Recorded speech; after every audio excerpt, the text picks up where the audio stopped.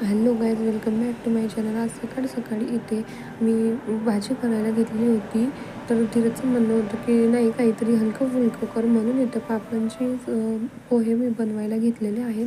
पापड 1 तास आधी मी भिजत घालून ठेवलेले होते. छान असे भिजले होते. त्यानंतर मी मिरची कट करून घेतली व नंतर लगेच कांदा कट करून घेतलेला होता.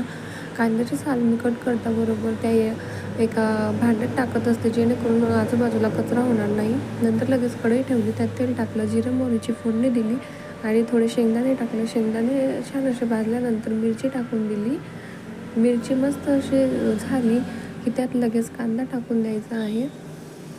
कांदा टाकल्यानंतर थोडं मीठसुद्धा टाकून द्यायचे आहे. कांदा व्यवस्थित झाला की त्यात पापडांचे भिजवलेले जे आपण होते ते टाकून द्यायचे आहे. नंतर थोडी हळद घालायची आहे व जसे सेम पोहे करतो तशाच पद्धतीने हे करून घ्यायचे आहे. खायला खूप छान लागते.